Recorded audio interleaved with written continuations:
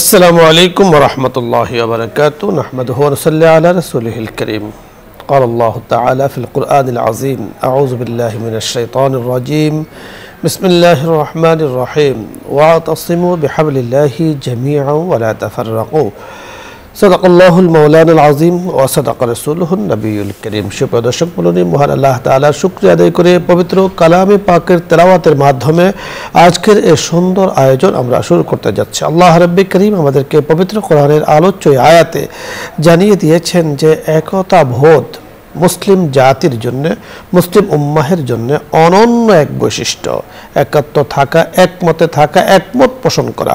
এবং রব্বুল আলামিন আমাদেরকে হুকুম করেছেন তোমরা একই রশির অর্থাৎ শরীয়তে ইসলামিয়ার একই রশিকে সকলে মিলে আঁকড়িয়ে ধরো। এর মধ্যে কল্যাণ রয়েছে, সমূহ বিপদ থেকে বাঁচার হাতিয়ার রয়েছে।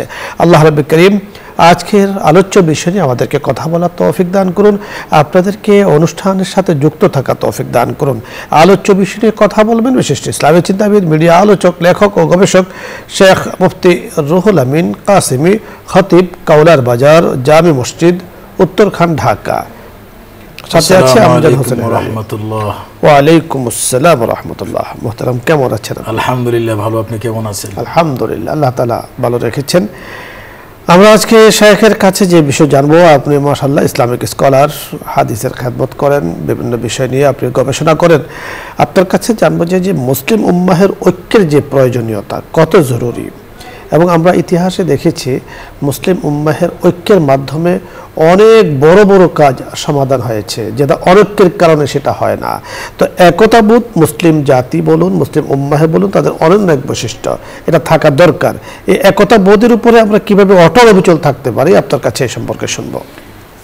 আলহামদুলিল্লাহি রাব্বিল আলামিন ওয়াসসালাতু ওয়াসসালামু আলা সাইয়্যিদিল আমবিয়াই ওয়াল মুরসালিন ওয়া আলা আলিহি ওয়া আসহাবিহি আজমাইন। ক্বালা আল্লাহু সুবহানাহু ওয়া তাআলা واعتصموا بحبل الله جميعا ولا تفرقوا وقال الله سبحانه وتعالى وإن هذه أمتكم أمة واحدة وأنا ربكم فاعبدون وقال النبي عليه الصلاة والسلام المسلم أخو المسلم أو كما قال عليه الصلاة والسلام। الحمد لله, অত্যন্ত গুরুত্বপূর্ণ একটি বিষয় যে আল্লাহ তাআলা সমস্ত মানুষকে ঐক্যবদ্ধ হয়ে থাকার জন্য বলেছেন। বিশেষ করে আল্লাহ তাআলা সূরা নিসার মধ্যে বলেছেন যে তোমরা খালাকাকুম মিন নাফসি ওয়াহিদা, একটা নফসের থেকে অর্থাৎ হযরত আদম আলাইহিস সালাম থেকে তোমাদেরকে সৃষ্টি করা হয়েছে, অতএব তোমরা সকলে ঐক্যবদ্ধ হয়ে থাকো এবং এক আল্লাহর বান্দা হিসাবে এক কালিমার পতাকা তলে তোমরা ঐক্যবদ্ধ হয়ে থাকো। এবং এটি আল্লাহ পাকের নির্দেশ এবং আল্লাহ পাক এটি পছন্দ করেন। এবং মুসলমানদের জন্যই এইটা বৈশিষ্ট্য যে আল্লাহ রাসূল সমস্ত মুসলমানকে এক কাতারে নিয়ে আসছেন। যেমন নামাজের কাতার, যে সমস্ত মুসলমান একসঙ্গে এক ইমামের পিছনে নামাজ আদায় করবে এবং পৃথিবীর সব মুসলমান এক কথার উপরে থাকবে এবং এক মতবাদের উপরে থাকবে। যেমন আল্লাহ রাসূল ইরশাদ করেন আল মুসলিম আখুল মুসলিম, মুসলমান মুসলমানের ভাই। পৃথিবীর যে ভাষারই, যে কালার, যে দেশের যে মানচিত্রে হোক না কেন, মুসলমান তো সে ভাই, দুইজন একই মত একই পথের অনুসারী হবে। এবং আল্লাহ রাসূল বারবার নিষেধ করেছেন যে তোমরা আত্মীয়তার সম্পর্ক বিচ্ছিন্ন করিও না, বরং আত্মীয়দের সঙ্গে তোমরা মিলেমিশে থাকো। এবং সমস্ত মুসলমানকে আল্লাহ রাসূল বলছেন আল মুসলিমুনা কাজাসাদিন ওয়াহিদিন, পৃথিবীর সব মুসলমান যেন একটা শরীর। ইজাস্তাকা রাসুহু ইস্তাকা রাসুহু, ইজাস্তাকা আইনুহু ইস্তাকা আইনুহু। কারো যদি চোখ ব্যথা হয় তা আরেকজন সে ব্যথিত হবে। কোনো মুসলমানের কষ্টে সবাই দুঃখ বেদনা দেখাবে, আরেকজনের সুখে সমস্ত মুসলমান সুখী হবে। অর্থাৎ পুরা পৃথিবীর মুসলমান এক হবে। এটা আল্লাহ রাসূল যেভাবে শিক্ষা দিয়েছেন, আল্লাহ পাকও নির্দেশ দিয়েছেন যে সবাই এক থাকো। আর এক যখন থাকবে তখন মুসলমান বিভ্রান্ত হবে না, পথভ্রষ্ট হবে না। এবং আল্লাহ রাসূল বলছেন যে ফিতনার জামানায়ও তোমরা হক মুসলিমদের জামাতের সঙ্গে থাকো, সেখান থেকে তোমরা বিচ্ছিন্ন হইও না। আল্লাহ রাসূল বারবার নিষেধ করেছেন যে তোমরা আলাদা হইও না। তোমরা যদি বিচ্ছিন্ন হয়ে যাও শয়তান ধোঁকা দিবে, পথভ্রষ্ট হয়ে যাবে, গুমরা হয়ে যাবে, নানাবিধ আযাব গজবের মধ্যে তোমরা পতিত হবে। আজকে সারা পৃথিবীতে মুসলমানরা নানা দলের মতে বিভক্ত হওয়ার কারণে ঠিকই আমরা বড় কষ্টের মধ্যে আছি, ইসলাম বিপর্যস্ত অবস্থায় আসছে। তো এই অবস্থায় আমাদের জন্য অতীব প্রয়োজন যে সমস্ত মুসলমান এক কালিমার ছায়া তোলে, পতাকা তোলে, একসাথে হওয়া, একমত হওয়া, এবং সারা পৃথিবীর সব মুসলমান আল্লাহর হুকুম নবীর তরিকায় চলা, এবং পরস্পরের মধ্যে মতের ভিন্নতা থাকবে কিন্তু মুসলমান হিসাবে সব মুসলমান এক থাকবে। একজন মুসলমান আর এক মুসলমানকে সম্মান করবে, তাকে শ্রদ্ধা করবে, তার নিরাপত্তা, তার জান মালের হেফাজত। যে আল্লাহ রাসূল বলছেন যে মুসলমান তো সে যে মান সালিমাল মুসলিমুনা মিন লিসানিহি ওয়া ইয়াদিহি, সেই মুসলমান আরেক মুসলমানের মুখ দিয়ে হাত দিয়ে কোনোদিন ক্ষতিগ্রস্ত হবে না। আপনি চমৎকার বলছিলেন। দর্শক মণ্ডলী, আজকে আমরা আলোচনা করছিলাম ইসলামে একতার গুরুত্ব নিয়ে। সত্যি একতা অত্যন্ত গুরুত্বপূর্ণ। আমরা দেখেছি বিচ্ছিন্নভাবে যখন কোনো সম্প্রদায় থাকে, কোনো পরিবার থাকে, কোনো সমাজ থাকে, তাহলে সমূহ বিপদ তাদের উপরে চেপে আসে বা পড়ে যায় বা বিপদের সম্মুখীন হয়। আর যখন ঐক্য থাকে নিজেদের মাঝে, তখন সমূহ বিপদ নিজেদের থেকে চলে যায়। দেখুন, আমাদের জন্য যে বিষয়টি অত্যন্ত গুরুত্বপূর্ণ যে আমরা আল্লাহ ওয়াহিদ, কুল হুয়াল্লাহু আহাদ আল্লাহুস সামাদ, আমাদের রব একজন, রব্বুল আলামিন যিনি, খালিক যিনি, রব একজন। আমাদের নবী সৈয়দুল মুরসালিন সাল্লাল্লাহু আলাইহি ওয়াসাল্লাম আখিরি নবী, শেষ নবী, শ্রেষ্ঠ নবী, তিনি একজন। আমরা যে কোরআন পড়ি সে কোরআনও আমাদের একই কোরআন। কোরআনের কোনো ভলিউম কিন্তু আজকে নেই, শুধু একই কোরআন আমরা সকলেই পড়ি। বাংলাদেশে বলুন, বিশ্বের আনাচে কানাচে একই কোরআন পড়া হয়। বরং এই কোরআনকে অন্যান্য ভাষায় উল্লেখ করা হয়েছে, কোরআনের তর্জমা লেখা হয়েছে, কিন্তু বাট কোরআন যেভাবে নাজিল হয়েছে একই। অনুরূপভাবে আমরা তামাম জাহানের মুসলিম জাতি যেদিকে ফিরে নামাজ পড়ি, কেবলাও কিন্তু আমাদের এক। দেখুন, আমরা বাংলাদেশে আছি, অন্যান্য দেশে বাস করছি, সকল মুসলমানের কেবলা কিন্তু এক। এবং বাইতুল্লাহ শরীফে যারা যাচ্ছেন, অনেক দেশের লোকজন সেখানে যাচ্ছেন এবং সকলে একই ইমামের পেছনে কিন্তু ইক্তেদা করছেন। একই ইমামের পেছনে চতুর্দিকে দাঁড়িয়ে, কেবলাকে মাঝখানে রাখে চতুর্দিকে দাঁড়াচ্ছেন, ইমাম কিন্তু একজন। তাহলে এখান থেকে আমাদের জন্য যে বিষয়টি শিক্ষা, আমাদের আল্লাহ এক, আমাদের নবী এক, আমাদের কেবলা এক, আমাদের কোরআন এক, আমাদের নামাজ এক, আমাদের রোজা এক, আমাদের হজ এক, আমাদের যাকাত এক, আমাদের মত হবে একরকম। এবং আল্লাহ রাব্বুল কারীম বলে দিয়েছেন, ওয়ালা তাফাররাকু, তাফাররুক বিল আকওয়াল, সাবধান, তাফাররুক বিল আবদান হতে পারে। তোমরা শারীরিকভাবে এক একজন এক এক দেশে বসবাস করতে পারো, বিভিন্ন জায়গায় থাকতে পারো, কিন্তু এক কথার উপরে থাকবে, অটল অবিচল থাকবে। ক্বালু রাব্বুনাল্লাহু সুম্মা ইসতাকামু, আল্লাহ তাআলা বলেও দিয়েছেন, আমরা ক্বালু বহু বচন, আমরা মুসলিম জাতি আমরা বলি আমাদের রব একজন, সুম্মা ইসতাকামু, তার উপরে অটল থাকি, ওনার বিধানের উপরে অটল থাকি, ওনার কথার উপরে অটল থাকি। পুরস্কার কি? যালিকা হুয়াল ফাওজুল আযীম, এটা আমাদের জন্য মহা সফলতা, মহা পুরস্কার রাব্বে করিম আমাদেরকে দান করবেন। ঘরের শত্রু, বাহিরের শত্রু, সব ধরনের শত্রু থেকে বাঁচার মহা উপায় হলো ঐক্য, নিজেদের মাঝে থাকা, ঐক্যের উপর অটল অবিচল থাকা। সুপ্রিয় দর্শক মণ্ডলী, আজকে আলোচনার সাথে আপনারা যারা যুক্ত হয়েছেন ধন্যবাদ জানাচ্ছি, আবারও আপনাদেরকে স্বাগত জানাচ্ছি। আবারও আলোচ্য বিষয় নিয়ে যদি আপনাদের কোনো প্রশ্ন থাকে অথবা ইসলামের কোনো মাসলা মাসাইল নিয়ে যদি জানার প্রয়োজন হয়, কোনো কিছু জানার প্রশ্ন করতে মনে চায়, আপনি আমাদের কাছে প্রশ্ন করতে পারেন, আমরা চেষ্টা করব কথা বলার জন্য। প্রথমে যিনি আছেন, আসসালামু আলাইকুম ওয়া রাহমাতুল্লাহ। দর্শক নাম বলে পরিচয় দিয়ে প্রশ্ন করুন।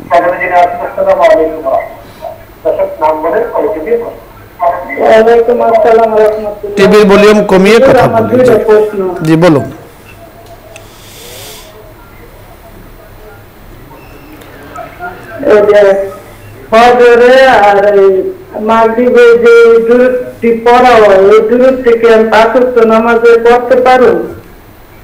জি, সুন্দর প্রশ্ন করেছেন। আর একটা প্রশ্ন হচ্ছে, অনেকে বলে পিন না ধরলে নাকি বলে জান্নাতে যাইতে পারবো না, এটা কি ঠিক? ধন্যবাদ, সুন্দর একটি প্রশ্ন করেছেন। দুটো প্রশ্ন নিয়ে আমরা কথা বলছি। শেষ যে প্রশ্নটি করেছেন আপনি বুঝতে পেরেছেন যে পীর না ধরলে জান্নাতে যাওয়া যাবে না, এই কথাটি আসলে আমরাও শুনেছি, সমাজে এই ধরনের কথার বহু প্রচলন আছে। আসলে কতটুকু একেবারে কতটুকু ঠিক? পীর শব্দের অর্থ হলো শিক্ষক, শিক্ষকের কাছ থেকে শিখা, দিন শিখা। তো এই আমি যদি দিন পীর না ধরে যে কোনো শিক্ষকের কাছ থেকে আমি শিখতে পারি, কোরআন হাদিস পড়ে শিখতে পারি, আমল করতে পারি, এবং হক্কানি উলামায়ে কেরামের দিক নির্দেশনায় আমরা চলতে পারি, তাহলে সেটা হয়ে যাবে। বাকি পীর বলতে আমাদের দেশের যে পীরের বিশাল দরবার, সেখানে উপস্থিত হওয়া নানা রকমের কর্মকাণ্ড, এগুলি অনেক জায়গায় অনেক পীর আছে যারা ভণ্ড এবং শিরক এবং বেদাতে লিপ্ত। চমৎকার বলছিলেন। পীর শব্দটি ফার্সি, এই শব্দের অর্থ হলো মুরব্বী, শিক্ষক, ধর্মীয় শিক্ষক। ধর্মীয় শিক্ষক তো আমাদের আছে। রাসূল আকরাম সাল্লাল্লাহু আলাইহি সাল্লাম তিনি শিক্ষক ছিলেন, হযরত সাহাবায়ে কেরাম ছাত্র ছিলেন, ঠিক পরবর্তীতে সাহাবায়ে কেরাম শিক্ষক ছিলেন, তাবেঈন ছাত্র ছিলেন। এইভাবে আমাদের পর্যায়ে এসেছে। আমরা দিন কিন্তু এইভাবে ওয়াসিতা দোয়া ওয়াসিতা মাধ্যমের পরে মাধ্যমে আমরা পেয়েছি। এই অর্থে তো আপনাকে কোরআন সুন্নাহর উপরে চলার জন্য অবশ্যই মাধ্যম লাগবে, এই অর্থে যদি আমরা ধরি। কিন্তু আমাদের শায়েখ যে বিষয়টি বলেছেন, যার ন্যায় আক্ষরিক কোনো জ্ঞান জগতের মাঝে, অর্থাৎ অনেকেই কি বলে বিষয়টিকে দেখা যাচ্ছে যে বাণিজ্যিক করে নিচ্ছে, যে নামাজ, রোজা, হজ, যাকাত, শরীয়ত কিছুই নেই, মনে করছে নিজেকে পীর দাবি করছে, পীরের উপরে চলছে। আসলে এগুলো কিন্তু অবান্তর। এবং কোরআন সুন্নাহ হলো মৌলিক বিষয়। আমি মুরব্বী ধরবো, শিক্ষক ধরবো কোরআন সুন্নাহ শরীয়তকে বোঝার জন্য। শরীয়ত বুঝে আমাকে জান্নাতে যেতে হবে, শরীরের উপরে চলে আমাকে জান্নাতে যেতে হবে। শরীয়তকে বাদ দিয়ে পীরকে ধরে জান্নাতে যাওয়ার কোনো মাধ্যম অন্তত আমাদের জানা নেই। আরেকটি প্রশ্ন করেছেন, ফজর এবং মাগরিবে যে দুরূদ পড়া হয়, উনি তো সবসময় দুরূদ পড়তে পারেন, কোনো সমস্যা নেই, কোনো টাইমে পড়তে পারবেন, 5 ওয়াক্ত নামাজের আগে পরে। জি জি। পরে দর্শক জি, আসসালামু আলাইকুম ওয়া রাহমাতুল্লাহ। ওয়ালাইকুম আসসালাম ওয়া রাহমাতুল্লাহ। হুজুর, আমার একটা প্রশ্ন। আমি মাগরিবে পরে সূরা মুলক লাস্ট আয়াত পড়ি, এটা ঠিক আছে কিনা? আর একটা প্রশ্ন হলো, আমার আপা বলছে সূরা মুজাম্মিল পড়তে, কিন্তু সূরা মুজাম্মিলের কোনো ইচ্ছা ঠিক আছে কিনা? জি, মাগরিবের পরে পড়া। ধন্যবাদ, বুঝতে পেরেছেন। জি, মাগরিবের পরে সূরা ওয়াকিয়া, এশার পরে সূরা মুলক, এটা হলো সাধারণ একটা আদত আমল, সেটা আমরা করব ইনশাআল্লাহ। আর সূরা মুজাম্মিল সেটাও পড়তে পারেন, সেটাও অনেক ফজিলত রয়েছে। এই সূরা পড়ার কারণে আল্লাহ তাআলা আমলের প্রতি মানুষের আগ্রহ বেড়ে যায় এবং অলসতা তার দূর হয়ে যায় সূরা মুজাম্মিল তিলাওয়াত করলে।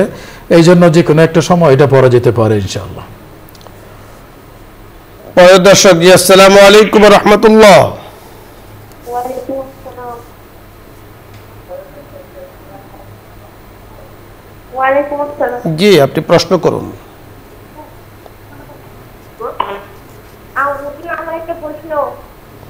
বলুন। আমার হ্যালো, জি, আপনি প্রশ্ন করুন।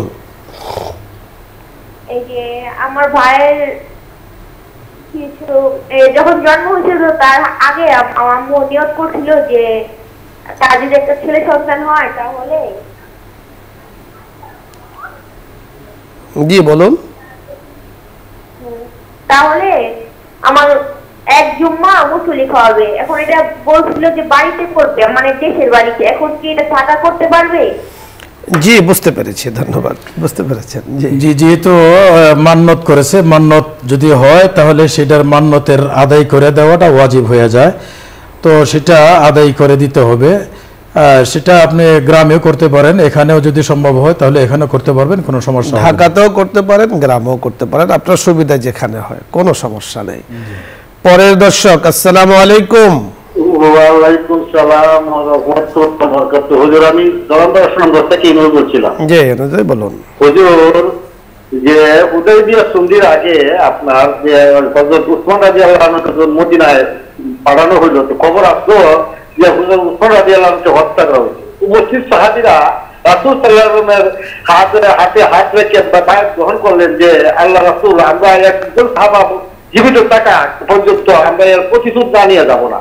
কষ্ট হলো আমার এই যে তারাও রাসূলের উম্মত ছিলেন, আমরাও উম্মত, কিন্তু লক্ষ্য বিভিন্ন দেশে আমাদের মুসলমানদের নির্বিচারে হত্যা করা হচ্ছে, কিন্তু এর কোনো প্রতিক্রিয়া আমাদের মধ্যে, আমাদের গায়ে লাগছে না। আমাদের রাষ্ট্রপ্রধান আমরা কিছুই করতে পারতেছি না। আমরা কি ধরনের মুসলমান হয়ে যাচ্ছি? জি জি, আমাদের দুর্বলতা তো অনেক আছে নিঃসন্দেহে, আমার আপনার সকলেরই। সাহাবায়ে কেরামের যে ঈমান ছিল, সে ঈমান তো আসলে আমাদের নেই। মুহতারাম, বুঝতে পেরেছেন কথাগুলো, দুঃখের বিষয়। জি, যে আমাদের বিষয়টাই ছিল যে আমরা ঐক্যবদ্ধ থাকবো। আমাদের একজন মুসলিমের উপরে যদি কোনো আঘাত আসে, প্রতিটা মুসলিম তার কলিজায় সে আঘাত অনুভব করবে। কিন্তু আমাদের একতা না থাকার কারণে প্রত্যেকেই মনে করে যে আর একজন আঘাতপ্রাপ্ত হয়েছে, আমার কি, আমি তো ঘরে আরামসে আছি। এটা মুসলমানের চরিত্র হইতে পারে না। মুসলমান ঐক্যবদ্ধ থাকবে। একজন মুসলমানের কষ্ট হলে সব মুসলমান ব্যতীত হবে এবং সকলে ঐক্যবদ্ধভাবে সেটার প্রতিহত করবে, প্রতিবাদ করবে। এটা আমাদের উচিত হইল। এই জন্য বড় আফসোসের বিষয়। আপনি চমৎকার বলছিলেন, ঐক্যের কোনো বিকল্প নেই। একতাবোধ মুসলমানদের অনেক বড় বৈশিষ্ট্য ছিল, আছে, ইনশাআল্লাহ থাকবে।